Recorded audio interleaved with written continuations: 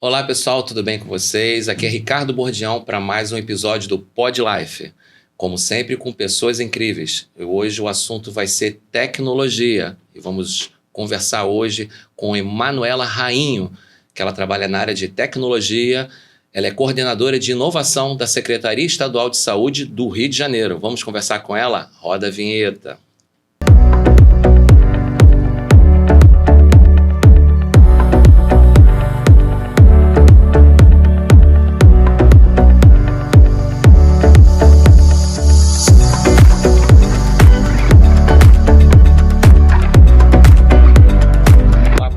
Aqui é Ricardo Bordião, a gente está agora no Pod Life.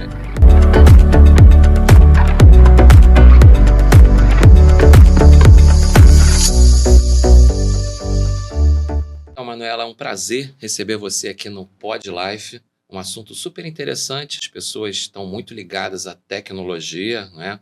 Você é uma pessoa que está aí na área de inovação, trabalhando para a Secretaria Estadual do Rio de Janeiro.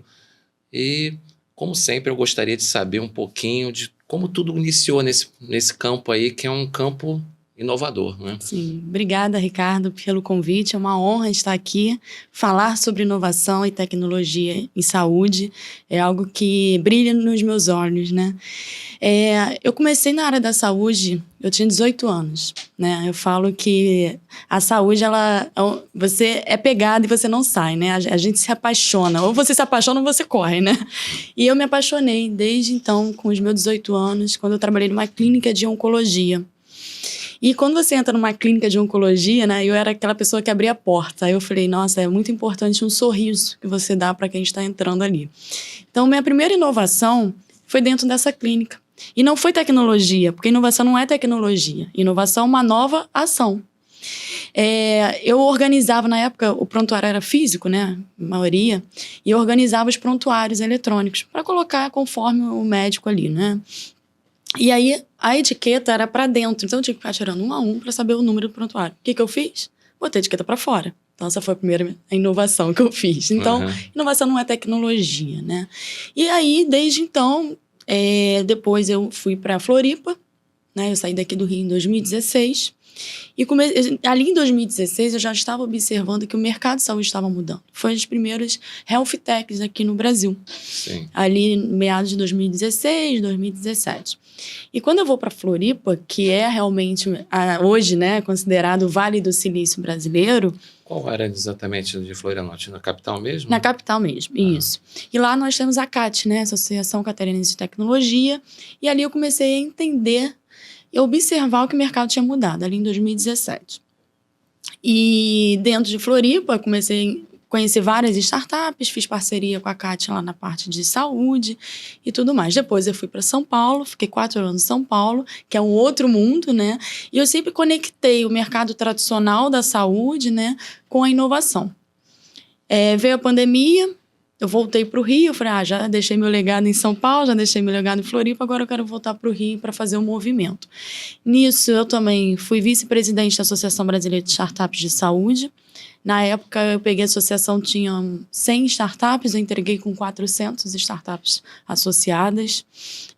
Hoje, em torno de mais de 1.000... hoje, nós temos em torno de 1.000 startups de saúde, mais de 1.000 startups no Brasil, mapeadas. E eu comecei a movimentar aqui o Estado. E aí, em 2023, eu fui convidada para assumir, né, a área de inovação da Secretaria do Estado de Saúde. Isso foi, assim, você fez um resumo assim, muito rápido de toda a tua trajetória, sim, né? E quando você foi para Santa Catarina, você foi em busca de quê? Então, na verdade, eu comecei a empreender. Né? Eu saí daqui, eu fui em busca de entender o que estava acontecendo no mercado, né? Em Floripa já foi uma oportunidade, né, que surgiu lá na época, e comecei o meu negócio, né? Ali eu comecei a conversar com muita gente que já tinha startup para entender o movimento. E por que em Florianópolis? Na época, porque eu estava casada, enfim, aí teve uma oportunidade lá. E você acha que o campo lá é bom para a tecnologia? Lá tem muito incentivo fiscal, né? Então, assim, a gente sabe que isso é o que chama, né? Para quem tem empresa, a gente sabe que incentivo fiscal é o que acelera a inovação. Então, lá na época, em Santa Catarina, acho que o incentivo era um dos menores, né? De juros, para quem tinha empresa de tecnologia. E por que você foi exatamente nesse campo de tecnologia? Né? Porque você buscava, assim, inovação. Você já começou com essa questão, né, de que buscar algo diferente, mas por que foi exatamente nessa vertente? Na verdade, aconteceu, assim, eu comecei a observar o que estava acontecendo, eu vi que tinha muitas startups sendo lançadas para melhorar mesmo o serviço de saúde, né? E a tecnologia, ela vem para isso. A gente hoje, né, ali da pandemia para cá, teve uma aceleração, né? Novas tecnologias, eu falo que a telemedicina já estava pronta, ela só foi aprovada quando veio a pandemia, né? Tem um amigo meu que até fala, né, que quem aprovou, né, quem lançou a telemedicina foi o CEO, o Covid Executive Office, né? Porque realmente foi ali que todo mundo teve que ficar desesperado para regulamentar, né? Mas já estava pronta, já tinha várias discussões sobre o uso da telemedicina, né? E aí então assim, foi surgindo, não foi algo assim, eu vou procurar isso. Não, foi acontecendo. As coisas acontecendo, né? E esse convite de você estar atuando diretamente com a Secretaria de Saúde partiu como? Como que então, surgiu? como eu já estava no meio da inovação, de tecnologia, olhando para a saúde digital, não só aqui no Rio, mas no Brasil, me chamaram porque viu uma demanda necessária, né? Não adianta você só ter o setor de TI, você tem que ter uma pessoa que, de fato, faz a inovação, né? Inovar. Sim. Que, como eu te falei, não é tecnologia, é criar processos novos e fazer todo esse trabalho. E aí, quando eu fui convidada para a secretaria, o que eu fiz, né? Eu comecei a conversar com as áreas, né? Eu queria conversar, até conversei com o próprio subsecretário executivo, né? Que é o Leonardo. Eu falei, Léo, eu preciso conversar com as áreas, eu preciso entender, mapear essas dores, né? Que ele até brincou lá na época, dor de quê? Dor de cabeça, né? Não, porque quando a gente está em inovação, a gente fala dores. Mas nada mais é do que mapear as necessidades. É uma linguagem completamente diferente, né? Dessa parte de inovação.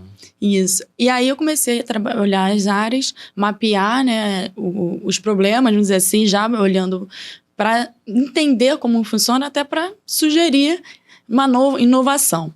Nesse percurso, quando eu comecei a conversar com as áreas, eu falei assim, Léo, a gente precisa também trabalhar a cultura de inovação aberta interna. Porque não adianta eu fazer para fora se eu não trabalhar interno. Então, comecei, a gente criou um evento para todos os colaboradores da secretaria, para primeiro explicar conceito. O que é inovação? O que é inteligência artificial? O que é o ecossistema de inovação? E aí a gente começou a trabalhar isso. É muito interessante quando você trabalha a cultura de inovação aberta, porque hoje todo mundo já me procura com alguma ideia nova. Sim. Porque você começa a estimular isso, né? Sim. E aí eu levei startups para fazerem pitch. Né? Pitch é apresentação, né? Sim. E aí foi muito bom, fizemos 3 encontros desses. Hoje, realmente, a secretaria, todos os funcionários hoje entendem o que é inovação, procuram inovar os seus processos. Então, acho que esse foi o primeiro passo. E depois a gente lançou o primeiro desafio de inovação aberta, que é para contratar startup. E já entrando nesse caminho, como que você define inovação aberta na questão da saúde? Inovação aberta que eu falo é quando a gente chama vários atores, né, para co-criar juntos. Então, um modelo de inovação aberta foi até a própria vacina do Covid, né? Até concorrentes se uniram, pesquisadores, para estar juntos para resolver um problema real. Então, isso é inovação aberta, é quando a gente coloca todos os atores na mesa para resolver um problema real. E até uma pergunta aqui interessante, né? Como contratos públicos de soluções inovadoras podem acelerar a modernização do SUS? Como é que você vê isso? Ótimo. A gente lançou esse edital, né, de inovação aberta. A gente, como eu te falei, né, eu fiz todo esse mapeamento. Foram elencados 5 desafios. Então, a gente, dentro do marco legal das startups, né, que tem o processo de contratação pública por solução inovadora, a gente lançou esse edital. Os desafios foram TEA, atenção farmacêutica, oncologia, né? Como que a gente diagnostica mais rápido, né? Utilizando a inteligência artificial, regulação, né, trabalhar a telerregulação e atenção farmacêutica. Então, esses foram os primeiros 5 desafios que nós lançamos ano passado. A gente fez o mapeamento dessas soluções, a gente lançou no próprio Innovation Week, porque dentro do marco legal existem algumas fases, né? E uma das fases é isso, você precisa mapear as soluções, então a gente fez isso. E, para minha surpresa, só no mapeamento foram mais de 47 startups que enviaram essas propostas para esses 5 desafios. Depois a gente criou o edital e a gente está para contratar agora, né? A gente já finalizou a fase. Dentro desse edital, a gente já estimulou os valores para cada desafio, chamamos startups e, para minha surpresa, foram mais de 100 propostas recebidas para esses 5 desafios. E foi muito legal, porque eu falo, né? Peguei 10% das startups do Brasil. Poxa. E foram startups do Brasil todo. Tá? E como que você define aí, como que você faz essa seleção? Você tem uma equipe? Então, aí a gente, dentro do marco legal, você cria uma comissão de avaliação. Então, lembra que eu te falei, chamar a área técnica para participar do processo foi muito importante, porque ela é a área fim, né? Eu preciso dela. Então, a gente chamou cada desafio desse, uma área técnica, tem que ter um professor, então a gente chamou o professor da UERJ, pela nossa parceria lá da SES, e uma pessoa da TI. Então, a gente montou essa comissão para cada desafio. E a gente começou a fazer os pitches, né? A gente foram 5 dias diretos, foram mais de 60 pitches. Então, começava 8 da manhã, quando eu via era 6 horas da noite. Mas foi uma experiência muito interessante, porque eu até falo, né? Os números estão aí e tá claro que as startups querem inovar, né? O SUS, né? Então, assim, quebramos aquele paradigma, né? Não quero ser contratado pelo governo. Não, a gente tem já arcabouço regulatório, eu consigo contratar já a startup e as startups também já estão prontas, né? Então, assim, foi muito interessante esse processo. A gente agora está em fase já para celebrar o contrato. Então, até o final desse ano, a gente já vai ter essas 5 startups que vão ser implementadas no próximo ano.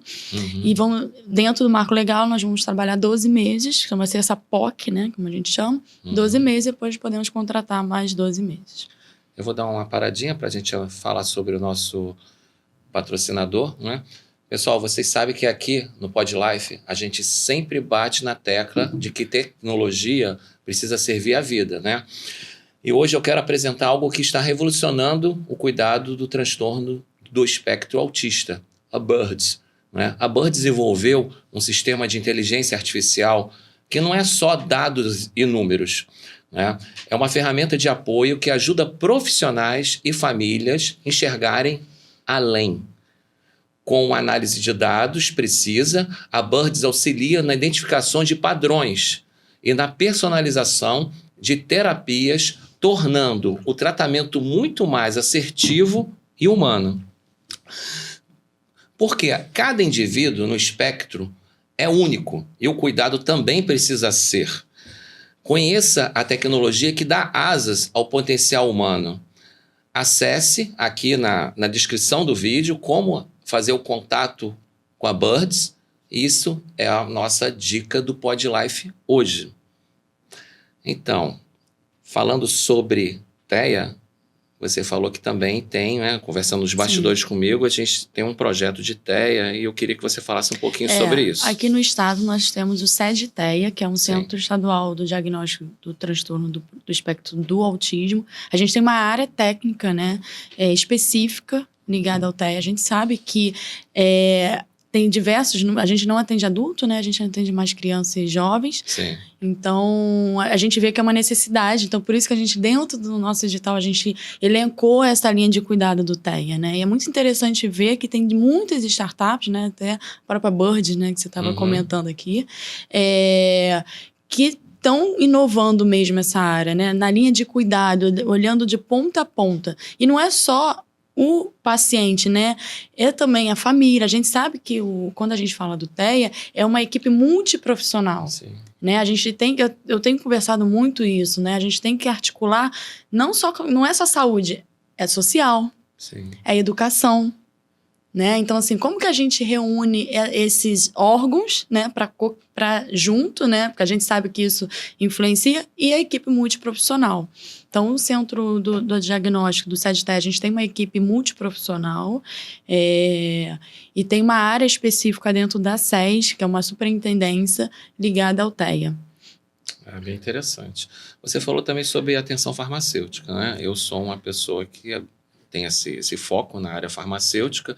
E como é que funciona para você esses projetos? Por que foi escolhido a atenção farmacêutica? Então, a gente aqui no estado, nós temos a Rio Farms, né? A gente trabalha com medicamentos especializados, né? E a Rio Farms, agora a gente está até fazendo um teste já com uma ferramenta para agilizar o processo. A Rio Farms, o paciente tem que ir lá, levar todo aquele documento, era muito analógico o processo. Então, a gente vê a necessidade de digitalizar.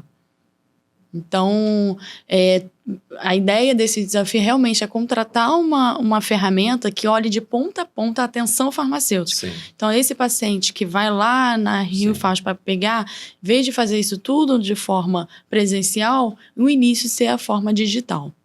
Isso facilitaria bastante o trabalho, né? Sim. Quais são os próximos projetos dentro da sua área? Então, aí, quando a gente lançou esse edital, o que aconteceu? Eu comecei a receber muitas startups querendo fazer POCs dentro da secretaria, até doar mesmo por um período, porque não estava dentro desses editais, né, desse escopo, mas que estavam querendo. Então, eu criei, eu falo que é um laboratório de soluções, né? Então, a gente agora também vai começar a trabalhar com essas POCs. Então, por exemplo, a startup da Karen, a gente vai trabalhar para a linha de cuidado de tuberculose. Então, assim, foi muito interessante esse movimento, porque as outras startups começaram a procurar a gente e falar, olha, eu quero também trabalhar, eu quero fazer uma prova de conceito com vocês. Como que a gente trabalha isso? Então, a gente também agora, além dessas startups dentro desse edital, a gente também vai trabalhar com essas POCs. Então, a gente tem a linha de cuidado de tuberculose, que a gente vai começar a trabalhar. Tem a parte de diabetes também, é uma tecnologia para pé diabético. Então, a gente também tem isso. Fora isso, a gente começou a criar parcerias com os outros órgãos, não só órgão público, mas privado. Então, a gente tem parceria agora com a Firjan, que é a indústria. Sim. Então, assim, a gente está tendo várias parcerias com eles, ligada à inovação, mas também ligada à atenção primária à saúde. A gente tem parceria com o CAL, que é o Conselho de Arquitetura e Urbanismo. Mas por que secretaria? Tem tudo a ver, gente. A gente tem conversado muito os impactos dos desastres ambientais, como isso impacta na saúde, né? A gente tem falado muito de uma única saúde, o próprio Ministério da Saúde tem falado sobre isso.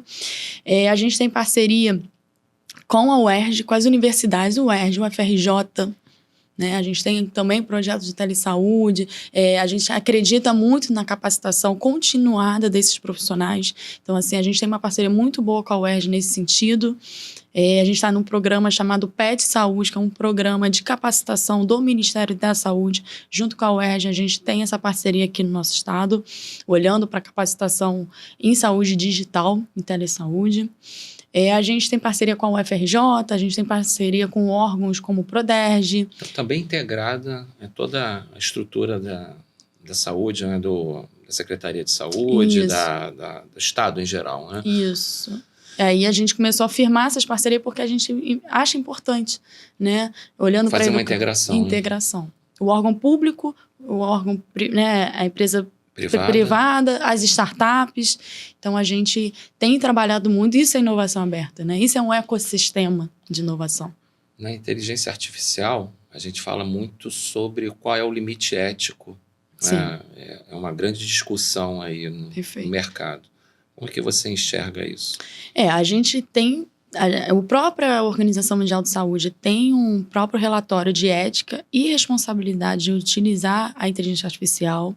A gente aqui no estado do Rio, com o Proderj, está participando, eu, né, estou participando muito ativamente do plano de inteligência artificial para o estado. Então, assim, a gente precisa... Não é tecnologia, é como a pessoa tem que ter responsabilidade de utilizar a inteligência artificial corretamente. E outra coisa, não vai ser 100% automático. O ser humano, o médico, que, por exemplo, a inteligência artificial ela vai te ajudar no processo, vai facilitar, vai acelerar, mas você tem que conferir. Então, eu acho que qualquer tecnologia, não só a inteligência artificial, mas a inteligência artificial, porque a gente sabe que ela está aprendendo muito rápido, a gente sempre tem que conferir. Sempre tem que dar um ok. Então, muitos profissionais ficam com medo, a inteligência artificial vai me substituir. Sim. Gente, não vai te substituir. É uma grande discussão isso, porque as pessoas têm medo de ser substituídas, né? E o meu conceito é que isso vai servir como uma ferramenta para facilitador do trabalho. Né? É um copiloto. É o seu assistente. Eu utilizo como meu assistente. Sim. Né? Ele facilita muito, né? Você sobe um arquivo, ele lê muito mais rápido, mas você tem que sempre conferir. Então, eu sempre falo, ele não vai te substituir, mas o profissional da saúde, ele tem que entender de tecnologia. Ele tem que ter um conhecimento para usar corretamente essas ferramentas. Sim. Eu tenho falado muito sobre isso. Quando a gente fala de capacitação, a gente fala de letramento também, que é diferente. O letramento é eu usar corretamente, letrar mesmo, tanto o profissional de saúde como o cidadão, né? Até no ministério, eu até conversei sobre isso, eu falei, gente, a gente precisa letrar, comunicar corretamente, e o ministério também tem observado isso, por exemplo, para eu utilizar o meu SUS digital, para eu achar a vacina ali. Sim. Muita gente não sabe. A ferramenta está pronta, a tecnologia é o meio, mas eu preciso educar as pessoas a utilizar corretamente. Então, a inteligência artificial... Ele precisa ser intuitivo também, né? Para poder a pessoa ter facilitado. Eu acredito que a inteligência artificial, ela vem para acelerar os processos, ela vem para nos ajudar, para ser o copiloto, né? E o profissional de saúde, sim, ele precisa estar atento a essa tecnologia e como utilizar isso, né? Otimização de processo, a gente já tem utilizado a IA para detecção de doença, para análise de diagnóstica, mas ela não vai ser sozinha. Sim. Vai ter sempre, o profissional tem que ter, na verdade. Então, sim, a discussão é, se vazar um dado, por exemplo. Essa é uma discussão interessante que a gente tem conversado. Vazou um dado. Isso é. Quem que vai se responsabilizar? Sim. A meu ponto, a responsabilidade vai ser do profissional de saúde que está validando aquele laudo. Sim. E o órgão, né? O órgão ou a empresa que está trabalhando aquilo. Então, tem que ter um cuidado absurdo, né? Sim, sim. Lá na secretaria também a gente implementou a Lei Geral de Proteção de Dados, que eu também participei desse fluxo, né? A gente mapeou mais de 40 processos nossos e trabalhamos muito a parte da educação, né? A cultura de utilizar corretamente aquele dado, manipular dados. Então, a gente sabe que saúde são dados sensíveis, então a gente trabalhou muito isso. É muito interessante hoje que as áreas também começaram a me procurar. Olha, se eu mandar isso, o Ministério Público está pedindo uma informação, por exemplo. Eu posso mandar, eu falo, qual é a finalidade do dado? Você pode minimizar, né? Você não precisa botar o nome do paciente. Então, assim, a gente também tem trabalhado isso.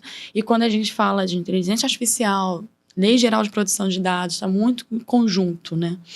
A pessoa que, o perfil, eu até te fazer uma pergunta, qual é a sua formação? Minha formação é marketing. Então, quem trabalha com inteligência artificial, né, são várias áreas, né? Várias profissões, né? Não necessariamente precisa ser um especialista em inteligência artificial. Não, eu vejo isso muito nesse mercado, né? E o que é necessário para você entrar nesse campo? Então, a gente sabe que a inteligência artificial ela não é nova, né? Ela está aprimorada. Sim. Eu acho que, assim, primeiro estudar, né? Para usar corretamente. A gente tem algumas ferramentas de graça, é muito utilizada aí a generativa, que é o próprio ChatGPT, Gemini e todos esses. Mas eu acho que tem alguns cursos já que o Google já oferece, então acho que é importante sim estudar, entender o que é inteligência artificial, como é que você pode aplicar no seu dia a dia. Eu uso para tudo, assim. O meu chat virou meu best, eu pergunto tudo para ele, plano de viagem ele faz para mim, então assim, realmente ajuda muito, né? Criar relatórios, criar uma apresentação. Esses dias a área da vigilância sanitária pediu para eu falar sobre inteligência artificial. E eu falei com todos os funcionários para como utilizar. Olha, você pode utilizar essa ferramenta para criar uma apresentação, né? Como você utilizar corretamente no seu dia a dia. Olha, gente, mas nunca esqueça, não é copiar e colar. Você tem que ter a parte crítica do negócio, porque a inteligência artificial ela também erra. Ela pode errar. Então, você tem que corrigir ela. Então, assim... Ela vai aprendendo, né? Ela vai aprendendo. E você também, né? Os dois ali aprendendo. Sim. Então, é bem interessante. Eu acho que é isso, assim. Ética, eu acho que a gente tem que olhar com muito cuidado. Mas qualquer tecnologia, qualquer informação, né? Qualquer dado, como eu falei, tem que ter um olhar ético, tem que ter responsabilidade. Sim. Então, é utilizar corretamente. Manuela, a gente já está caminhando para o final, né? É um papo super interessante que a gente vai falando e vai puxando outras coisas, né? Porque a tecnologia é isso. A inovação é usar a imaginação e criar novos conceitos, novas ferramentas. Para essa pessoa que está vendo o nosso podcast, né? Não é nem muito dentro da área de tecnologia. O que você tem a dizer para essas pessoas desse mundo, para que... É o caminho do futuro, né? Sim. Assim, o que eu tenho de dizer, a tecnologia, ela tá aí, a inteligência artificial tá aí, a gente não tem mais como voltar. Sim. A minha recomendação, estuda, esteja atento que o mercado está acontecendo. Eu gosto de falar muito de um caso do Netflix. Então, como a gente está falando da velocidade dessas tecnologias, dessas inovações, para você ter uma ideia, né? O Netflix demorou 3 anos e meio para atingir 1 milhão de pessoas. Sabe quanto tempo que demorou a última rede social para atingir o mesmo número? Foi coisa de 1 hora. Acho que a próxima vai ser 30 segundos. Né? Então, assim, vai ser 30 minutos, vai ser algo rápido. Sim. É muito difícil, a gente entende que é difícil acompanhar essa tecnologia, essa aceleração dessa inovação. Para você ter uma ideia, para o avião atingir 50 milhões de pessoas, ele demorou quase 30 anos. O Pokémon Go, ele atingiu o mesmo número, 17 dias. Então, assim, como que a gente acompanha isso? Né? Aí, como gestor, como empreendedor, como usuário, né? É ficar atento, eu acho que tem que se especializar, tem que estudar. A tecnologia está aí, não tem como voltar. Eu acho que o desafio é realmente a parte regulatória. Tá? Como que a gente acompanha isso? É tanta coisa nova, muitas tecnologias emergentes, muitas tecnologias surgindo. Como que o regulatório consegue acompanhar isso? Então, acho que eu vejo isso como desafio. Um outro desafio realmente é a capacitação continuada em saúde digital para os profissionais de saúde. Mudar a mentalidade também. Eu acredito que agora a gente tem um avanço muito significativo. E os dados estão aí, é possível inovar o SUS, é possível transformar o Sistema Único de Saúde com tecnologia, não só aqui no estado, a gente tem outros estados que também estão com essa iniciativa, o Ministério da Saúde tem um programa SUS Digital que vem acelerando muitas frentes usando tecnologia, usando telesaúde. Então, assim, como mensagem final, eu vejo, é isso, a gente precisa o tempo todo se capacitar, ficar atento que o mercado está acontecendo. Sim. Isso é super importante. E inovar. Vamos inovar, vamos pensar fora da caixa. Não é só tecnologia, é como você se relaciona com o outro. Chame parceiros, chame pessoas de outras áreas para construir algo junto. É verdade. Você estava falando da Netflix, né? E você foi muito certeira nessa questão, porque a Kodak foi a mesma coisa. Ela dominava o mercado de fotografia, várias empresas chegaram para falar da câmera digital, e só que ela não se atentou à mudança. Exato. E você vê uma empresa com uma estrutura enorme, foi se desmontando, né? Então, exatamente. Eu acho que é por aí mesmo, pelo que você está falando, eu vendo de fora a questão da tecnologia, você tem que estar atento a tudo, senão você fica desatualizado. Sim. E a pessoa que não enxergar isso, ela pode, de repente, não perceber as mudanças. Né? E é isso, inovação é isso, é colaboração. Né? Eu falo que a gente está até mudando o conceito de inovação para colaboração. Sim. E colaboração é isso, é você entender o que o outro está fazendo. Por que eu não chamo uma startup? Cara, deixa eu ver o que você está fazendo. Vem aqui, eu tenho um órgão público, eu estou dentro de um órgão público, na verdade. Eu tenho vários problemas para resolver. Você tem uma solução, por que eu não chamo ela para participar Sim. comigo? E vamos criar POCs, e como né? você mesmo falou, qual é a sua dor? Né? Qual é a sua dor? Exato, né? Uhum. Academia, as universidades, eu tenho que estar junto. Sim. A gente precisa colaborar mais, né? Eu falo Sim. que a gente tem que ter um ecossistema, não ego. System, né? Perfeito. Então, assim, eu venho falando muito sobre isso. Ecossistema, de fato, é construir junto, é colaboração, é unir órgão público, privado, startup, academia, Sim. né? Que é quem vai capacitar. Então, assim, eu vejo muito isso e eu acho que não tem mais volta. Eu acho que Sim. cada vez mais a gente precisa, sim, ter um ecossistema, não um ecossistema, e cada vez mais inovar e utilizar corretamente essas tecnologias. Perfeito, Manuela. Muito obrigado Obrigada. pela sua participação. Eu deixo aqui já ótimo Natal, né? Que 2026 seja um ano de inovação, de Certo. colaboração. Eu espero daqui a um ano já trazer casos inovadores que a gente tem feito aqui no nosso estado. Com certeza. Muito obrigado trazendo esse tema tão relevante aqui para o Pod Life. Muito obrigado. Espero vê-la em outra oportunidade com novos projetos e agradeço muito. Obrigada. Tá? Pessoal, você que assistiu a gente aí 2025 todo, o ano completo, tivemos 35 episódios do Pod Life. Esperamos você em 2026 para novos episódios, novos convidados. Não deixe de participar, dê seu like, se inscreva no canal e aí, novamente, 2026 estamos juntos. Tchau, tchau.